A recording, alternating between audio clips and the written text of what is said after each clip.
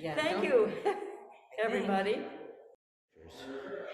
I'm going to begin with another poem. Okay. That's nice. Last time we were together, I love that poem. I know, and I had didn't remember. I mean, I opened the book and here it was. I hadn't planned it. But this one, yesterday,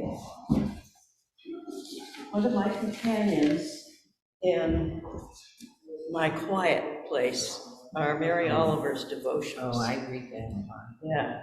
And in a sense, in the darkness of trying to figure out Christmas for these family far away, and they're not responding, and sometimes in others. Anyway, it was sort of frustrating. It was so wonderful. I sat down with a sense that I might want to share something, and this is what I found yesterday. And it's a poem, but it's a prose that is poetic prose, okay? It's called Don't Hesitate. If you suddenly and unexpectedly feel joy, don't hesitate. Give into it. There are plenty of lives and whole towns destroyed or about to be. We are not wise, not very often kind, and much can never be redeemed. Still, life has some possibility left. Perhaps this is his way of fighting back.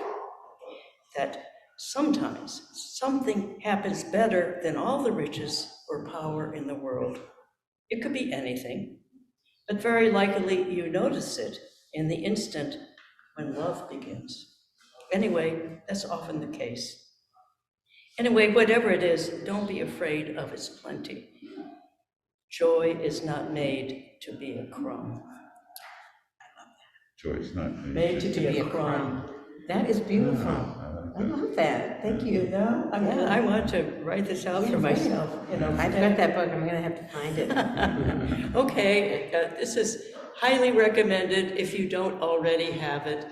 Mary Oliver's Devotions, and she selected these. These are of her life, a lifetime of poetry. Yeah, she organized it before she died. Yeah, and highly recommended and totally. It's just a wonderful collection. Okay, here's another one. This is at the back of the book. At Blackwater Pond. Oh, I love that At one. Blackwater Pond, the tossed waters have settled after a night of rain. I dip my cupped hands. I drink a long time. It tastes like stone, leaves, fire. It falls cold into my body, waking the bones. I hear them deep inside me whispering, "Oh, what is that beautiful thing that just happened?"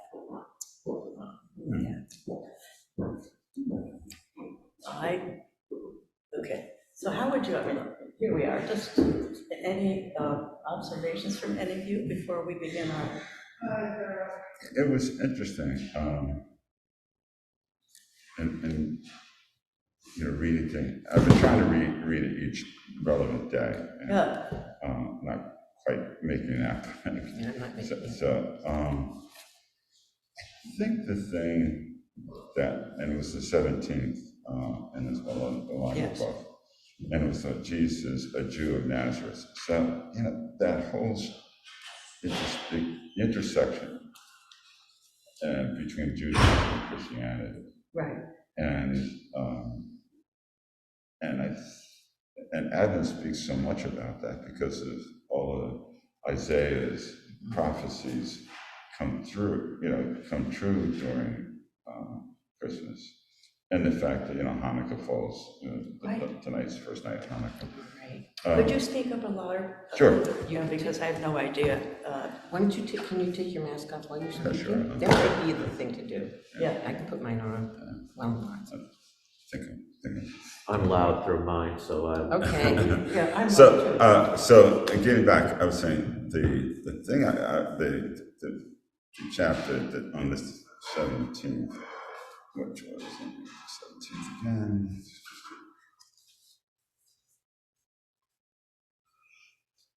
which is the man who is God. So the whole sense, the intersection between Christianity and Judaism, and and Jesus as a Jew of Nazareth. I mean, Jesus was a devout Jew and followed Judaism very carefully.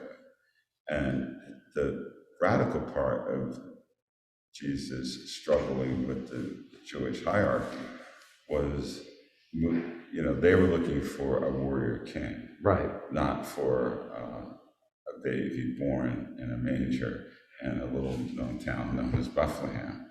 They were looking for the knight on shining armor coming through the streets of Jerusalem and basically, throwing the Romans out and putting, the Jewish aristocracy back in power. And so I think it's that whole sense of, which makes, and the one reading was that, the thing that makes Christianity unique is that our faith is in a God that is a man.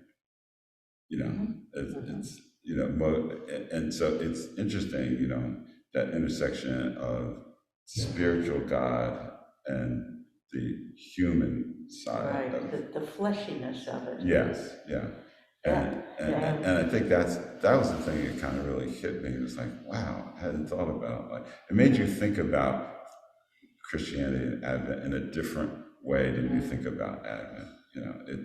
That was the thing I found with the chapters. It was really kind of like, wow, I hadn't thought about it. Well, each one of these, some of them repeat themselves, or I'm thinking this one should have been before the other one, or that kind of thing. Yeah. But this one, Leonardo Goff,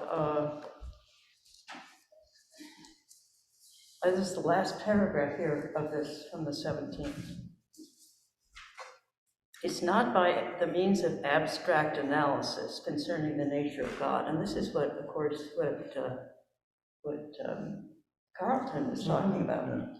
Yeah. And it's concerning the nature of God and human beings, that we come to understand the nature of Jesus, the man God, rather by seeing, imitating, and deciphering, and by imagining, this is what Carlton was saying, and comparing, by doing all of that, by living together with him, we come to know God and human beings.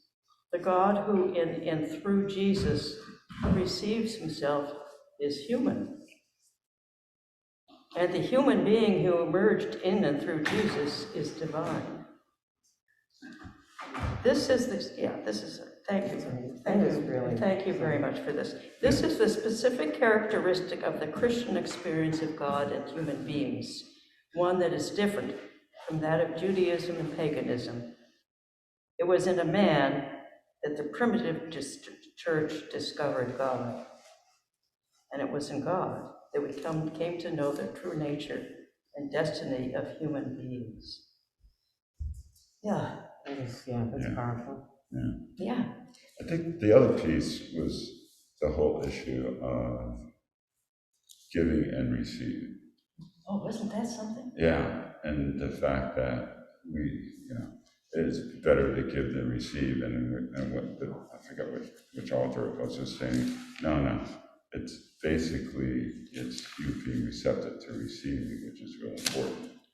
And it I forgot which chapter it was. Really, I don't know. They're also, I've got little things here. Actually, I wrote down a couple of things here, just so I can remember. I haven't been doing that. Highlights.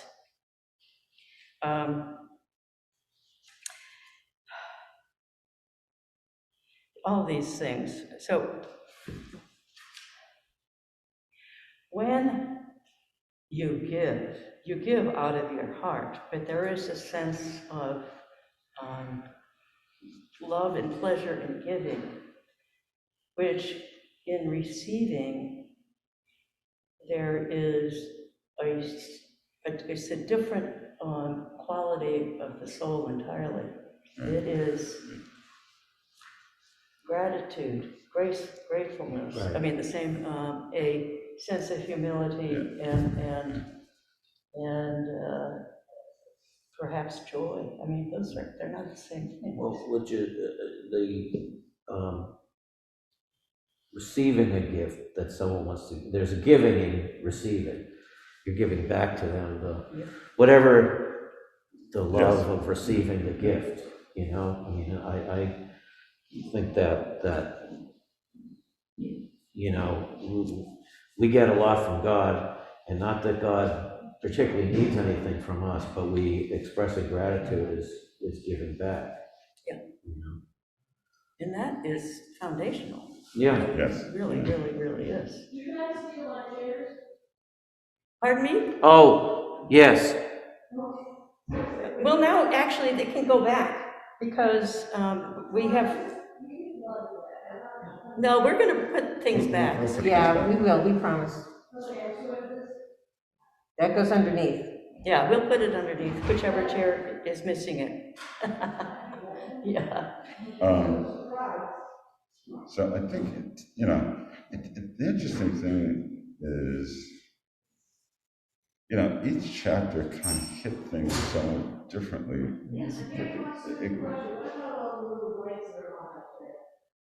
We'll turn lights out. Oh, Are they those? stay on? Nobody, well, we'll just blow them out. But thank you for reminding us. Don't we leave them going? I think Oh, I those think keep there's a going. thing underneath. I think they're just, I think if there's little LED things, we just have to turn the switch. They get shut on? I thought they stayed good. I Well, don't know. we'll find out. yeah, Don't worry about I it. think there's little battery things. It is. Yeah, they're little what's those battery little things. battery Yeah, it's things? not extra Yeah. lights, Here, candle lights. But, so, the 15th was, I love so, that one, yeah. I guess it was, the other thing was the fact that Matthew, when you think about the Gospels, both Matthew and Luke saw the Nativity totally different. Mm-hmm. And you totally forget about that. That is different, yeah. You forget, because we know the Luke story so well, and that's the one that's more classical view, whereas Matthew's is very, very skimpy. And which is preceded, is the Scale Godwin thing, was her thing on genealogy. Genealogy. Genealogy. I love that one too. Yeah. I love genealogy, but then you realize, you're going back 14 generations times 3 generations back. But what I love though about that one, not to jump over, or do you want to keep talking about this? Or No, that's okay. Yeah. Is that there's a list of names, and I never even thought about this or knew it, that these were people, the people who were chosen to be named were the sinners and they were not the kings and the queens and they were simple people, and they were the important ones that passed along the faith. Well, yeah, I've actually thought about this over through my life, the most unlikely, using that as an example. I just love that about Jesus, Yes. He chose to bring his message via people who were, like Paul was a horrible person before he was changed, He was his friends were prostitutes and tax Prostitutes payers and people who were on the fringe of society. not intellectuals or And again, that was what Really? the Sadducees and the Pharisees were upset about. It was like, wait a minute, you're hanging around with these people. These aren't the people that we even allow in the synagogue. Because they had this, redemptive leader marching in their image. Yeah. And can't imagine just the opposite. Yeah. We watched a movie last night called Fatima. It's about the little kids who saw in Portugal the Blessed Mother. And then there was a flashing of the sun. That was the miracle that made lots of people believe. But the priest and the bishop thought, how could these little kids possibly be the ones receiving this gift? It couldn't be them. They're making this up because they had this attitude like it had to be them. Had to be the power structure that would have that God would talk to, as opposed to this 10-year-old kid. Exactly. Who then became a nun and prayed for her life, and I know. She is was totally touched. is now a saint. So out of the mouths of children, this just reminds me, my 3-year-old, we were attending a Lutheran church at the time. She would have been in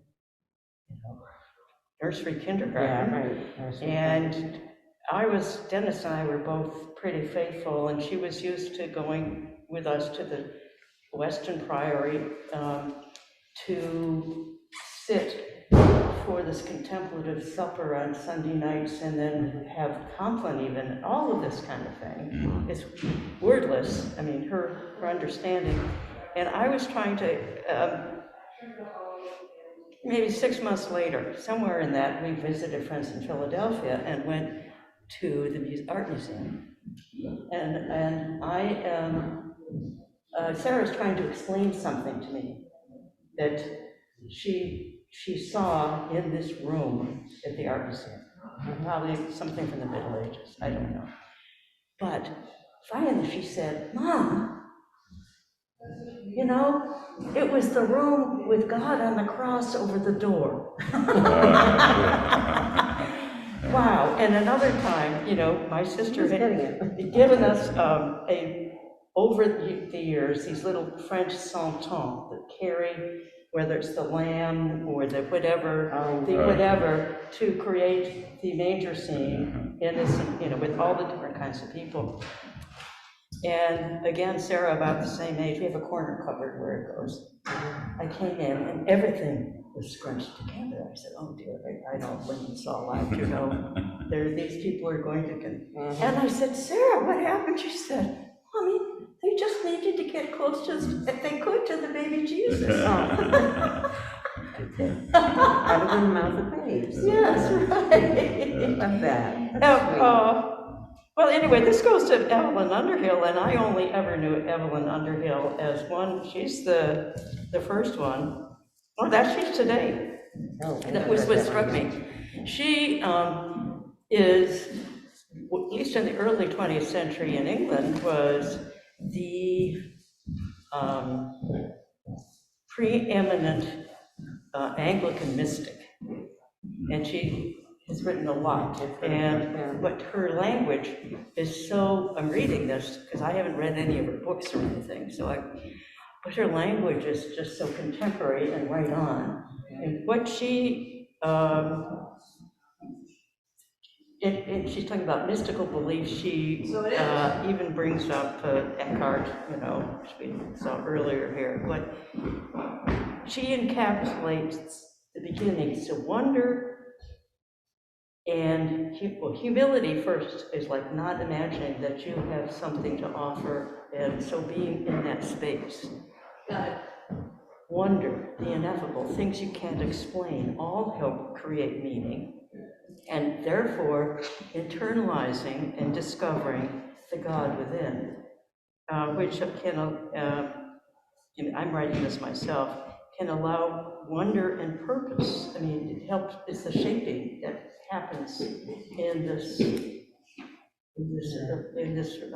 sort of growing relationship. That it begins with humility and wonder, and that's what the children have, and a lot of them lose. I mean, and we lose as we intellectualize everything. Yeah.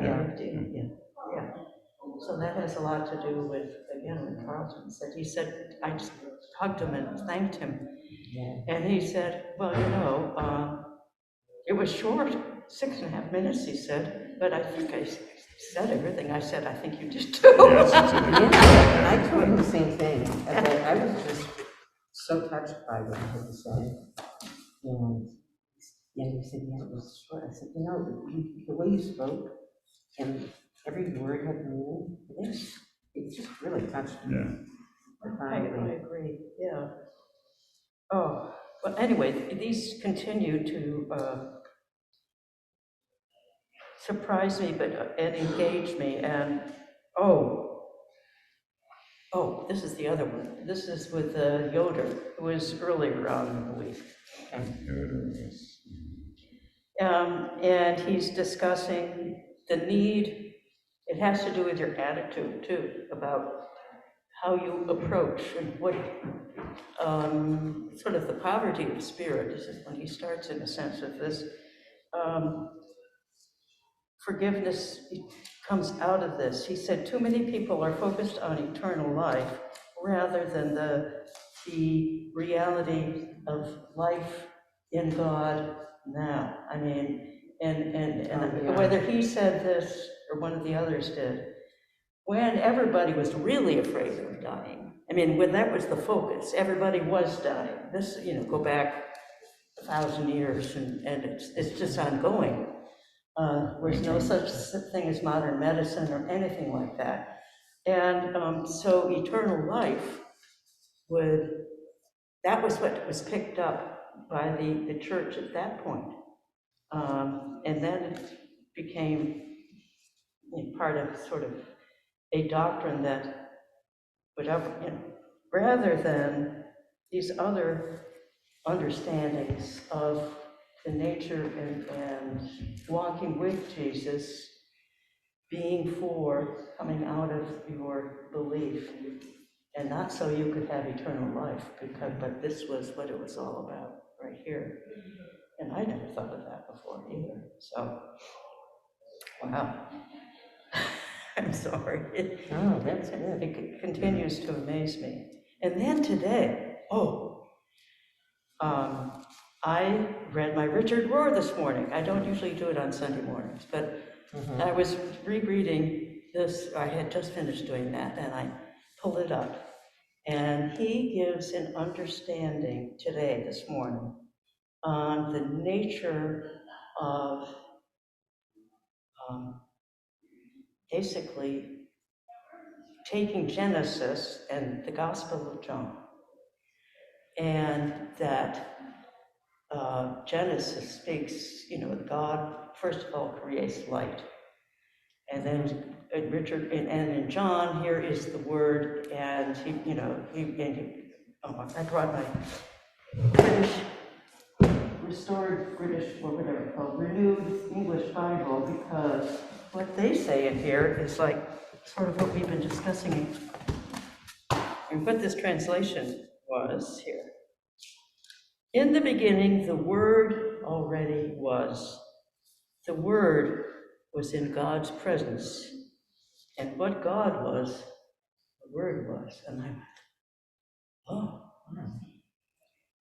He was with God at the beginning, and through him all things came to be. Without him no created thing came into being. In him was life, and that life was the light of mankind. The light shines in the darkness, and the darkness has never mastered it. Just changing the wording with John, and then picking up from the Old Testament in Genesis. And so he goes on to say that, yes, God became the light. It was like, this is, if you're talking about out, and if we're thinking now, it's sort of a cosmic thing. God was the light. It's always the light. And then, It's interesting. In 173, 18th for the day, and birth of Christ in our soul is for a purpose beyond ourselves. It is because of his manifestation in the world must be through us. And then it was, and yea, you are the light of the world, but only because you're kindled, being radiant by one light of the world, and being kindled with God. To get it only way useful, as Christ said in one of his do not light a candle in order to stick it under the bed. It's like, that's a whole concept. Don't put it under a bushel. Yes, and this, I think, I picked up, I had read Underhill, and then I picked up Richard Rohr, and I went, oh my goodness. This makes sense. Think of what the Gentile was when these words are written. An absolute outsider. All cozy religious exclusiveness falls before that thought.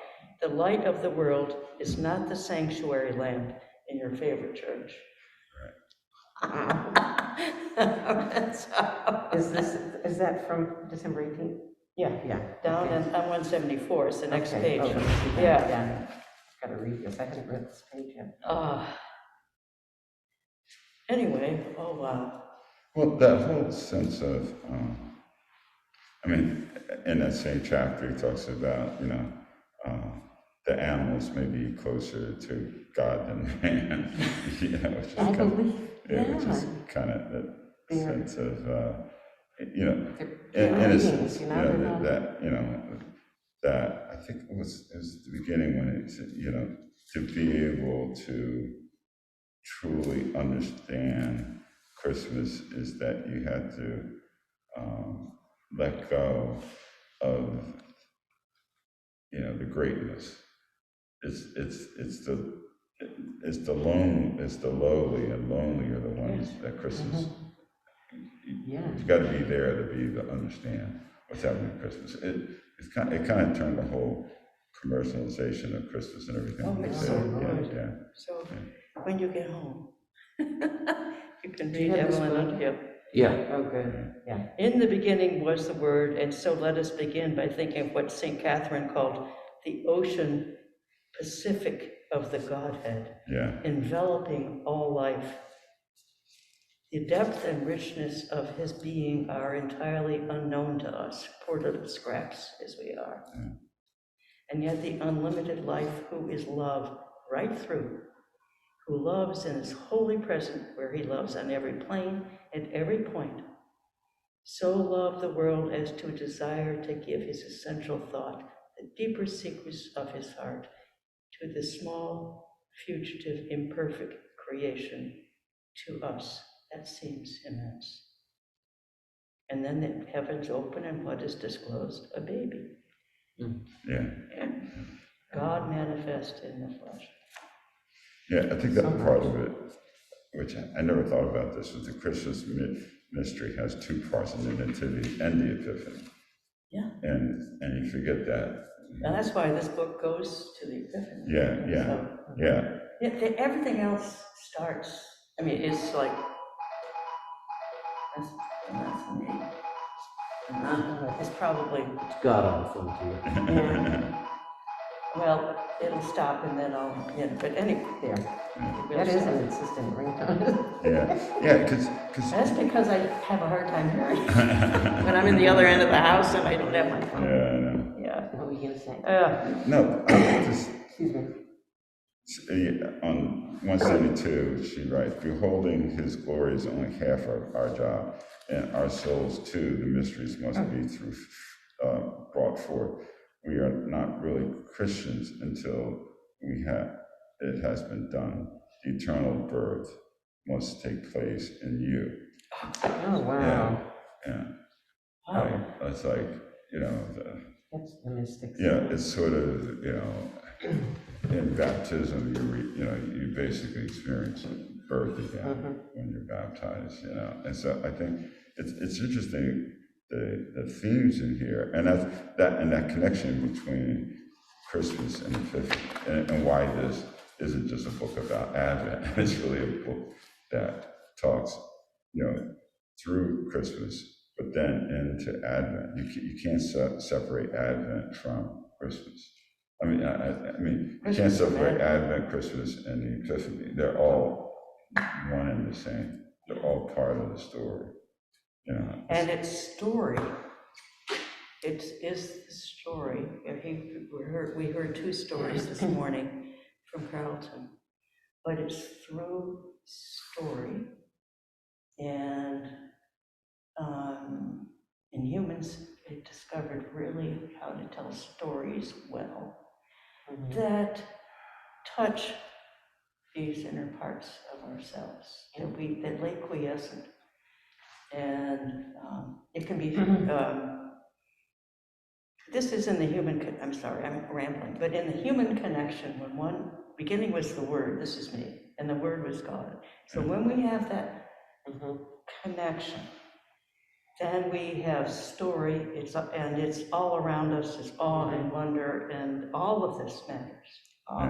Everything. I really made that connection today, like with his homily, that, when people are trying to nail down God and definitions and black and white, God is not in those things. God is in the word and like poetry. Basically, love and expression of caring and everything that is not black and white.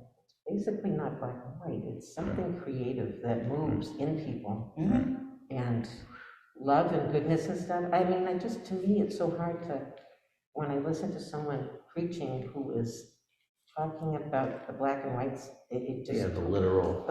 It's, Right. God is not. Yes, Jesus Matt and I were was- just talking about that, you know. Yeah, really, the little that reading. really always makes sense to me, and it feels right to me, that Jesus spoke in ways he wasn't black and white, he was Right, very. Well, it's probably a chapter that you all did before, but the chapter, I can't remember the author, on the Annunciation. And and she said something to the effect of, metaphor, and by metaphor, I mean the truth. Right, Yes. yes, right, You yes, know, Yeah. exactly. that I mean. That hit me reading that too, yeah. Yeah, I mean, what are they, the parables aren't meant to be, factual, Right. I mean, there's meant to be metaphors and dig Well, in. The one thing, it was interesting, because when in my former church, we just pilgrimage from kids to England and Scotland, and when we went to Hey, Canterbury. could you open up your, Oh, yeah. yeah. It's just, It's my deep voice doesn't help me. Yeah, Yeah. But Sounds but the nice. one thing that we got when we were at Canterbury Cathedral is that back through most of Christianity, most people were illiterate. Right. So imagery was critical. Right. Jesus told the parables or stories that people could understand, because they basically, the scholars, particularly the Jewish scholars, people weren't, they didn't understand that. They had no concept. So, I mean, it was interesting when we went to Canterbury Cathedral looking at the stained glass windows. The windows were how people, Right. the stained glass windows were how people learned about Christianity, because it had to be an image. So the parables for Jesus were the stories. Stories were critical because that's how people were learning, because they weren't able to read anything. and Evelyn Underhill talks about this very thing, about going into the local church and seeing the whole imagery of Jesus's life up in the choir area of this church facing east, Right. which is, Right. I mean, Yeah. and how, well, meaningful that is. Yeah.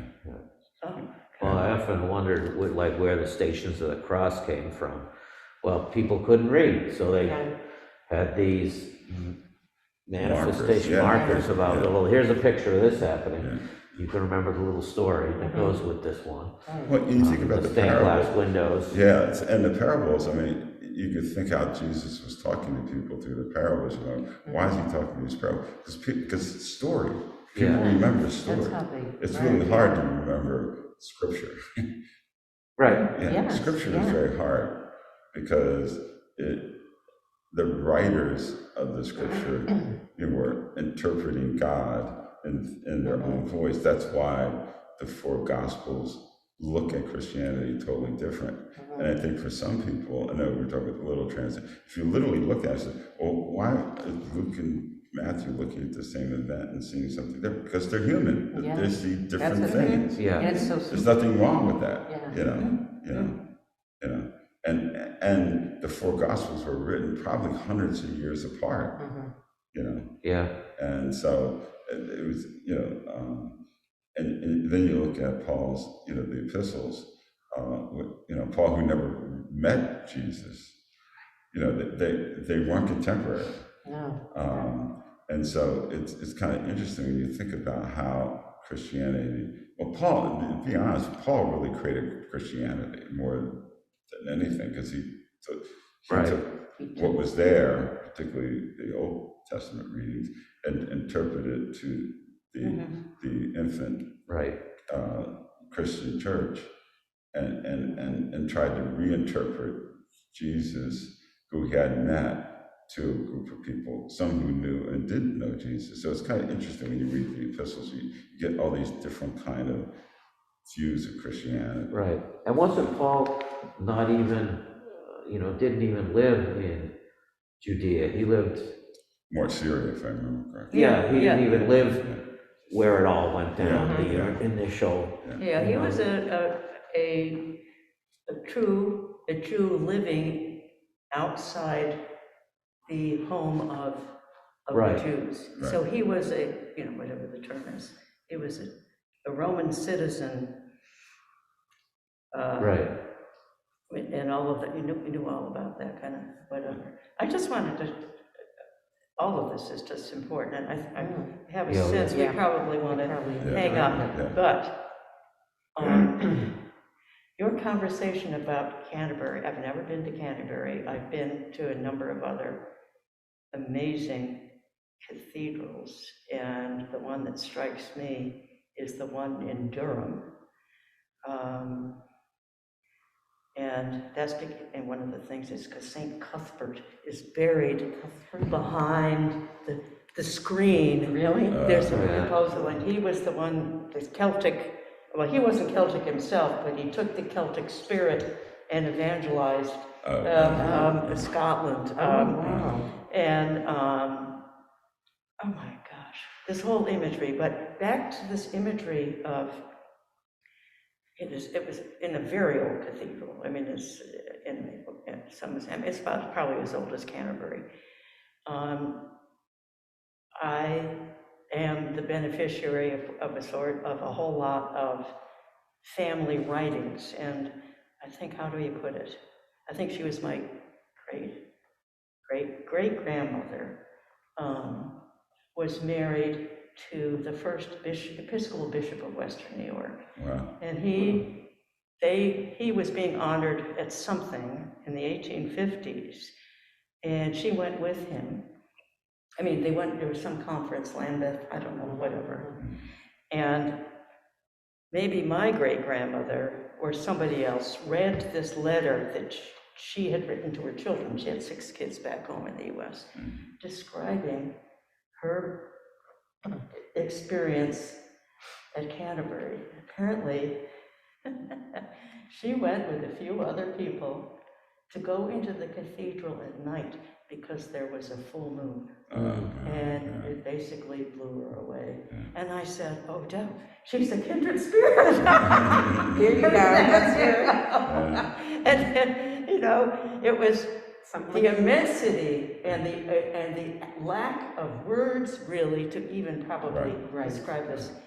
And Awesome. this feeling is like the husband wasn't, that was, I'm glad you did that, dear. But she was good for you.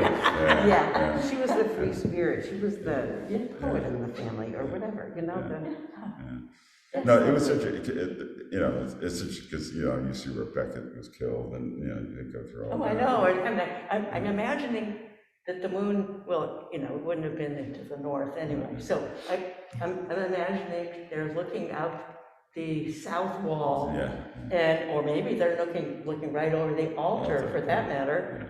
Anyway, and that means, oh my, Becca was right there. But I think it's interesting in terms of, it was his routine. It was the play about Lenny Bruce, and my ex-wife and I went to see it. It was really, really good. Lenny Bruce did this one routine that was hilarious, but also profound. He was saying... Profane or... It was always profane, but it was also profound when he talks about Jesus comes to New York, okay? But he comes to New York through Harlem, okay? And then he goes to St. Patrick's Cathedral, and he said, they called the Pope up and said, Jesus just arrived at St. Patrick's. The Pope goes, well, we got to get him a Corvette. We got to do all this other stuff. And Jesus is going through Harlem and gets to St. Patrick's. Wait a minute, this is not my Christianity. Where I was is my Christianity, with the poor and the people who are suffering. Yeah. not in St. Patrick's Cathedral. Yeah. You know, basically Jesus says, hey, you should be tearing this down. I don't need this. Yeah. I want Hey, you to Lenny put that. Bruce. Yeah. I mean, it was kind of interesting. You know, Lenny It Bruce, a is, Jew, I you know. know, and not even a devout Jew, but a Jew sort of looking at Christianity in a way that, you know, Christians themselves, you know, sometimes don't look at all the trappings Right. Yes, and oh, yeah. realize, you know, the grandeur is not what we're really, you know. No. Woody Guthrie has a song where it's a short one. It's only about 1:30, I guess. And some of his could be longer because he's, you know, storyteller. He's in the Yeah. story. But it's basically he said, you know, Jesus helped the poor, called for a different way of looking at things, so they killed him. You know, Yeah. Yeah. and Woody Guthrie was always taking a shot at the power people. Yes, yeah. And so, and that was, you know, his short thing. And there's another one that I heard recently. It's an Irish song called "Oh Jerusalem," and it's about Jesus the rebel. And in it, he says he's with, you know, the people that nobody else wanted to be with, and you know, from Mary Magdalene to the lepers to everybody. Those were his peeps. You know. Yeah, that's right. And Yeah. tomorrow's reading is Dorothy Day. Oh yeah. Oh, wow, here we go. All right, I'll catch up. Yeah. Oh. But I think I'm so glad we started this because I think it kind of forces you to look at things differently. You know, it was interesting. I was just I love Spotify because I love Yeah, listening I to do music in too. the background when I'm working, and one of them is Bruce Springsteen talking about Woody Guthrie. This land is our land. He recorded a great album of Woody Guthrie Yeah. songs. But the whole, I didn't even realize that as Bruce I hear Springsteen that. told the story, Woody Guthrie wrote Our Land is This Yeah, Land yeah. as a protest Right. to Irving Berlin, who had just written God Bless America. Oh, my God. Yeah. I didn't know that, yeah. That he wrote it as a protest to Irving Berlin, which is Yeah. kind of really interesting when you think about it. That, Yeah.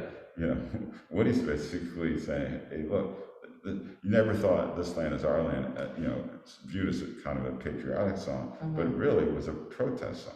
Yeah. Yeah.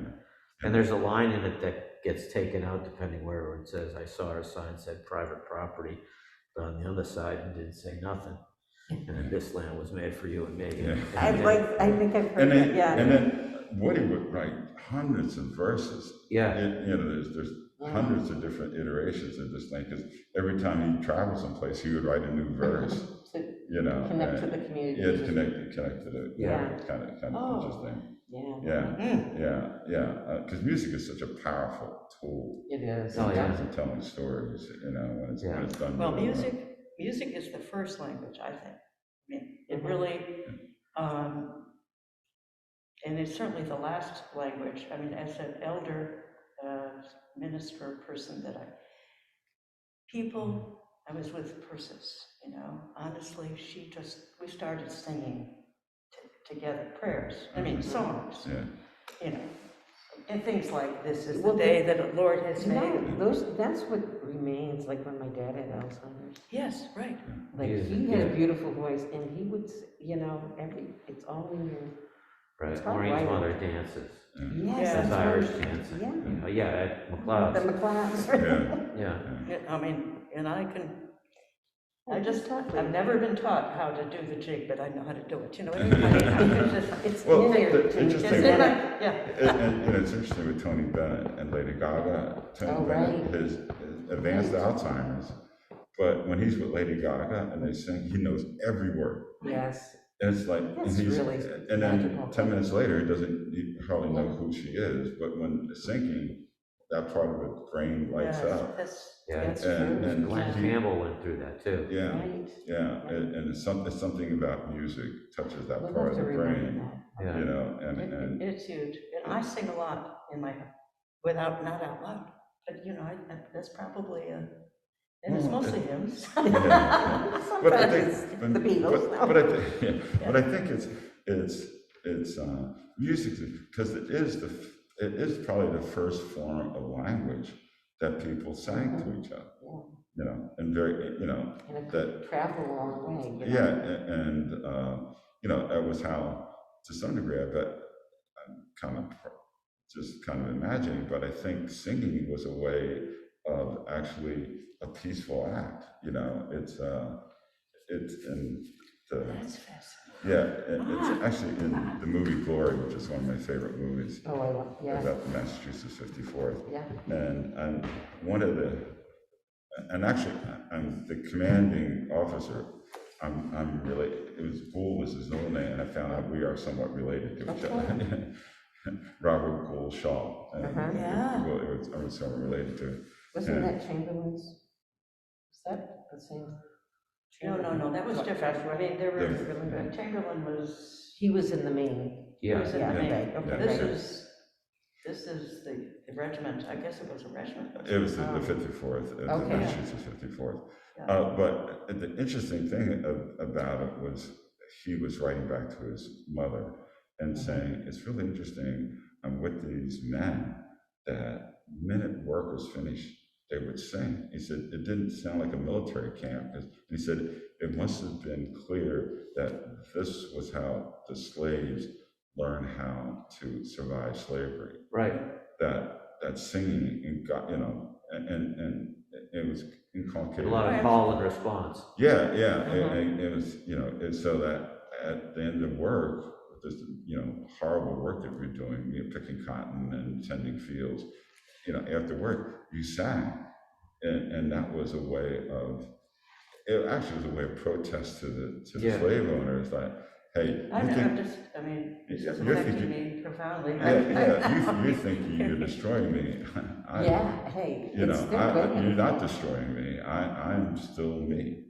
You know, because I think you know, the spirit is there. It's really kind of That's interesting. really- You know, when you think about, you know, a little bit of protest.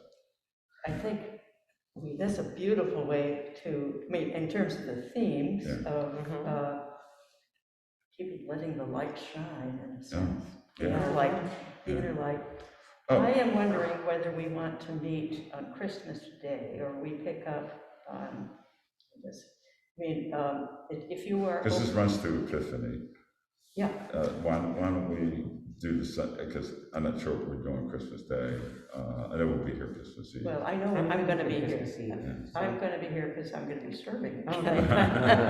I'd love to, but I think it's gonna be, Yeah, I my think family. Yeah, we would be pretty. I think so too. Yeah. So why don't you'll- we go pick up the Sunday? Yes, Yeah. yes. Yeah, that But- would be great. Sunday after is New Year's Day. But that's Yeah, we'll be here. That's okay. I'll do That's- it, yeah. But what we can do, we can email each other. We can all do that. And we might want to, why don't we just say, pick something that touched you. Okay, You know, you don't have to do it Christmas Day, but sometimes, whatever touches you during the week. Yeah. okay. So that, I and then like share that. I that like with that. us. Yeah, Yeah. I like There's so that. much, Yeah, but. yeah. Okay, Yeah. But there's one other piece about music. okay, The hymn, it's really hymn, We Shall Overcome, yes. which became a civil rights Mhm. song. It started as a labor. It was, one of my bosses was heavy in the labor movement. That was started as a protest in the labor movement. We Shall Right. Overcome. It was not a civil rights, it was Right. it was, and you probably know the story, that's how it got incorporated in Mhm. civil rights, but it was really the labor movement. Yeah. Which in this country was really one of the first really progressive movements, was the labor Yeah. movement. Yeah, All right, but some of these, like standing by the river, we shall not be moved. Yeah. Yeah. Standing by the water, Yeah. black, I mean, all of that, you Yeah, know, yeah. and solidarity forever. Yeah. Another one, oh my gosh, Union one, yeah. yes. Let I the was- light shine, everybody. Listen, at 14 and 15 years old, I was trying to convince my mom that I wanted to be a freedom rider. She said, no, you're not doing that.